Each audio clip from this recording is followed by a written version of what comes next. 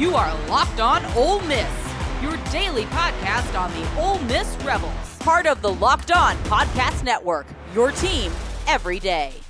Thanks for making the Locked On Ole Miss podcast your first listen every day. We're free and available wherever you get your podcast, including YouTube. We're part of the Locked On Podcast Network, your team every single day. Hello, I'm Stephen Willis from the Locked On Ole Miss podcast, and I'm joined, as I am every Saturday evening, by Josh Guest. And Josh, after this weekend, I'm going on vacation for a week, so I hope you can handle not having a full load of podcasts. I mean, it's going to be tough. We'll go through withdrawals, but, maybe I can make it. While we're talking about that, by the way, I want to say that I had a guy come up to me last Sunday at church. His name is JJ. He's a fan of the show, and he was super excited. And he kept saying, I told her that it was you, and she said it wasn't you. And it is you. I'm like, it is me. So it is. And and also looking forward to July 2nd. Down at Walk-Ons in Ridgeland. So I'm gonna do my best to make it to that. My plans are to be there at this point. So I thought I'd say that there on the air to you as well. Yes, 7 o'clock, July 2nd. If anybody's interested, they can go down for the meet and greet at Walk-Ons. It's not going to be an official thing. There's not going to be speakers. It's just going to be a chance to meet the Loom community and see what's going on and kind of get to know each other a little bit. It should be a lot of fun. So, Josh, I'll let you know, the schedule came out earlier this week with the TV windows for Ole Miss football. And I am obviously not a fan. Like, this is what came out. You have Furman at 7. You have MTSU at 4:15. That's the hottest part of the day on September 7th. My goodness, you'll be able to cook an egg on that day. Night game at Wake Forest. Night game against Georgia Southern on the SEC Network. In Vaught-Hemingway. And then you have noon, a flex game that's likely going to be a night game. LSU at night. Early 11 o'clock kickoff type thing for the Oklahoma game. Arkansas early. Florida is a noon game. Georgia is the flex game. Georgia is the only game on Ole Miss's schedule that is an SEC game that has a chance to be a primetime game. And this in the biggest football season, most anticipated football season in Ole Miss history. I'm obviously, Josh, I am not a fan. Stephen, and I will say I'm not either. When I go, I enjoy the not 4:15 games and not 2:30 games. I enjoy the 6:30, 7, 7:30, 8:30 kickoffs because of the temperature typically. Now, when it gets cold and that kind of thing in the late season, I don't necessarily mind it as much. But you mentioned that 4:15 game being the hottest part of the day. I mean, the players will bake, the fans will bake. The turf stadium will run out of water. Yeah, I mean, that's right, and that's a real thing. I mean, for Ole Miss fans who have been in the stadium when that's happened, they know that's a real thing because that's happened on more than one occasion.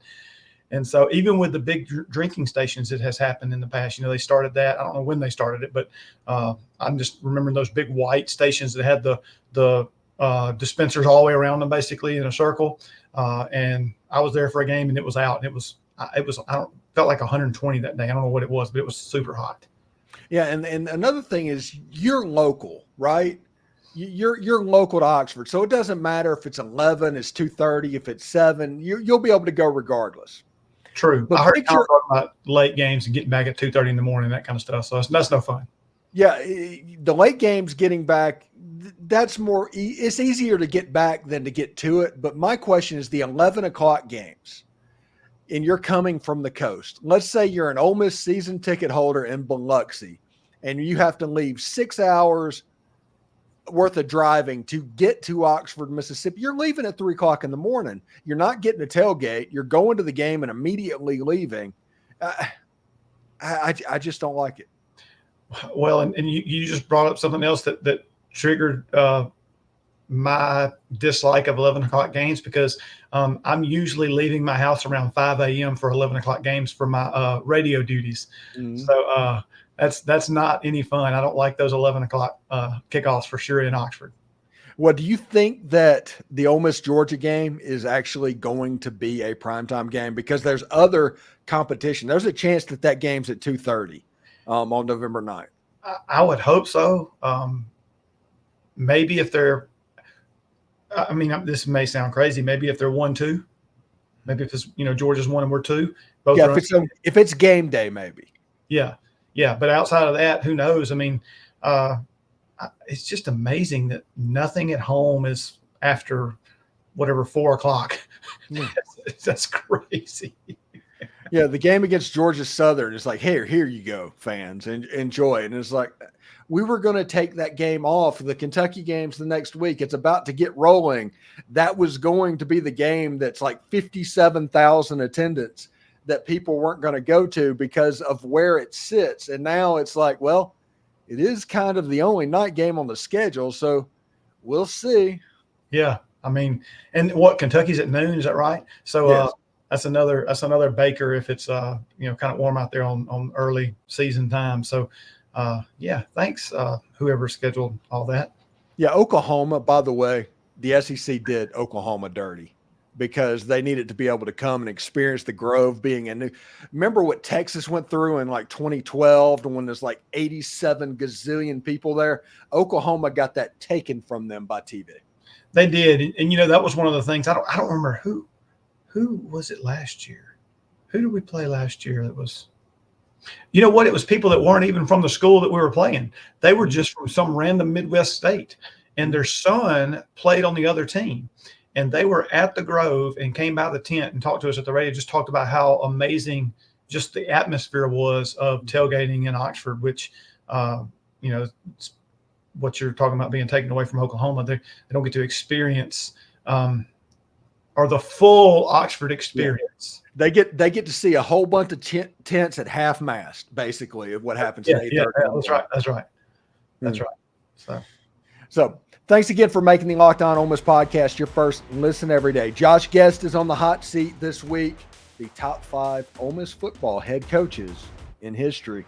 We'll see exactly what he has to say about that. But first, Gametime is the place to go to get your NBA Finals tickets with killer last-minute deals and all-in prices, views from your seat, and their lowest price guarantee. Gametime takes the guesswork out of buying NBA tickets. View your seat from every seat in the venue. They have the lowest price guarantee. They have event cancellation protection. They have job loss protection. Take the guesswork out of buying NBA tickets with Gametime. Download the Gametime app at and create an account and use code LOCKEDONCollege for your $20 off your first purchase. Terms apply. Again, create an account and redeem code LOCKEDONCOLLEGE for $20 off. Download the Gametime app today. Last minute tickets, lowest price guarantee. Are you watching Fox Sports or ESPN on your TV all day and you have to turn down the volume with all of that shouting? Make the switch to Locked On Sports today, a free 24/7 streaming channel, a program for you each and every single day to bring you all the biggest stories without all of that screaming. Locked On Sports today brings you can't miss analysis, opinions, news, stream 24/7 on YouTube or the free Amazon Fire TV channels app, part of the Locked On Podcast Network, your team every single day. All right, Josh Guest is on the hot seat today. Top 5 Ole Miss football head coaches. The way we're going to do this, it's a countdown. 5, 4, 3, 2, 1. That's the way we do it. I count up, he counts down because it's my show, my rules. All right, Josh. Number 5 head coach in Ole Miss football history. I'm going to go with a guy that was the coach whenever I sort of started paying a little bit of attention to college football and Ole Miss, and it's Billy Brewer. I know there's jokes about that kind of stuff and what happened at the end and all those things, but he was the coach when the first one I really remember. How about that? And there were others out there, but just when I started paying attention. So, enjoyed some of that. So just kind of the nostalgia of Billy Brewer. So I got him at number 5. Yeah. And his wide receiver unit that had Eddie Small and Jermaine Cone and Roel Preston, that is worth remembering. There was really good ball players. Lots of them came through Northwest Community College, just for the record. That was Billy Brewer staple. That was Bobby Ray Franklin. All right, number 4. Huh? I said I like that place too, Northwest. Yeah. So I got number 4. I got David Cutcliffe. I think he's the reason we have the GOAT at quarterback and Eli that came here. I think that was all orchestrated, obviously, to get Eli to come here. after he coached Peyton at Tennessee and that kind of thing. And I think Cut's a nice guy, a really nice guy. And while I've never met him personally, I know his son now, and I've gotten to know Chris over at Oxford High School, and just a great, great guy. I just can't say enough good things about the Cutcliffe family. So I have David Cutcliffe in at number 4. Yeah, and the playbook, about that thick for the offensive playbook under David Cutcliffe. Just a true 1990s, 2000s offensive genius. It was no doubt there. Number 3. Number 3, my main man, Hugh Freeze. I enjoyed me some Freeze time in Oxford. I hate the way it ended. I hate, that he went through what he went through and that kind of stuff. I don't like the fact that he's somewhere else in the SEC right now. But I love my freeze warning signs I was able to hold up when I was, in the stands back in the day. And I like how he got us on that upward trajectory in a faster fashion than we were in before he was there. At least in my opinion, he did. So I just enjoyed me some Hugh Freeze time. So Hugh Freeze in at number 3 for me. I know some fans don't want him on the list at all, but so y'all can throw your hate stuff at me if you want to. But I like Hugh Freeze. Yeah, Hugh Freeze on the list I have no trouble with. I do root for like the Vandy State Aggie Doors. I'm going to root for them to take down Auburn this fall as well. So we'll see what's up. But I am appreciative of what he did in 14 and 15 at Ole Miss. All right, number 2. Real quick on Freeze. When he was at Liberty, my wife and I both had Liberty Flames football shirts. Do not have Auburn shirts, and will root against him at Auburn, just for the record, just so you know. Yes. Number 2, I have our current coach, Lane Kiffin. And I think that he's going to have to stay a long time to get to number 1. But I had him at number 2. Just he's done things that have never been done before. I know that the opportunity to win 11 games really wasn't there for several seasons in the past, or not the same way it is now with as many games as we play. But just the things that he's doing and the way he's doing it, to me, he's just ahead of the other ones on the list right now, outside of number 1. Yeah, and it's a situation. Lane Kiffin this season, if he goes and hosts a playoff game and does all that, there's so many discussions, but what will happen is there's a clear 1 and 2, and Yes. then everybody else. That's what Lane Kiffin can do this year. He has no chance to get number 1, in my opinion. Number 1. Number 1, the football. Let me see if I can get my finger here where it's at right there. That's signed by none other than Coach Johnny Vaught. And so that football that's always over my head here in the podcast is by the number 1 coach in Ole Miss history. And I heard you talking about it on a podcast earlier about how he was an offensive genius, kind of maybe even outside the box and a front runner, whatever, with some things, and sort of set the standard even before my lifetime at Ole Miss with how coaches can be successful here. And so, it's why we go to the vault. It's why we lock the vault. It's all the things that we talk about, and how vault, when you just, if you're an Ole Miss fan and you hear the word vault, like it gives me goosebumps and chills right now, and like does something to my blood pressure just hearing his name. And so get all fired up and excited.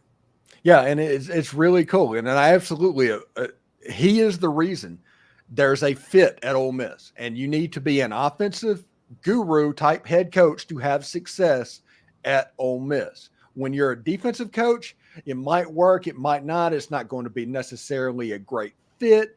Billy Brewer did about as well as you possibly can for a not offensive coach. Tommy Tuberville, honestly, if you look back at how it ended, he didn't fit necessarily that well either. You need to be that offensive guru coach. Cutcliffe, Freeze, Kiffin, Vaught. It just kind of is what it is. It does, and Stephen, a lot of places flip flop. They'll go offense, defense, back and forth. The offensive guy fizzles out, they'll get a defensive guy. But here at Ole Miss, we you're right, that offensive guru type, that offensive genius mind is what we like, and it works. And quite frankly, it's fun to watch, especially right now with Kiffin. Yeah, it's the brand of football that we as Ole Miss fans enjoy. Like, one of the things I'm going to laugh at some point this year is Jeff Lebby is going to put up one of his 56 to 54 games in Starkville, and they're going to have a heart attack because they are a defensive school. Run the ball, play defense. They're not going to know how to handle a 56 to 52. It's just the way it's going to be. much like here, we're equipped to handle stuff like that. What bothers us is a 10-7. That is the score that bothers us. It's like, what happened? What went wrong? Well, our defense played well, but offensively, we can handle that type of stuff, and it's because of the fit is an offensive mindset. We're okay with points. We're okay with all the points, just as long as we have more than the other team. That's right. But I'm hoping this season, Stephen, that we get some 40s and 50s to teens and 20s. Yes. That's what I'm hoping. Mm-hmm. Yeah, it should be pretty good. Anyway, thanks again for making the Locked On Ole Miss podcast your first and listen every day. We're free and available wherever you get your podcast, including YouTube. We're part of the Locked On Podcast Network, your team every single day. Josh Guest joining the show like he does every week. He won't next week because I'm on vacation next week, but he will the week after that. So we'll see exactly what's going on. Anyway, Josh, thank you very much, man. And I'll tell you, Dad, I said hi, man. All right, appreciate it. And hotty toddy, go Rebs. Hotty toddy.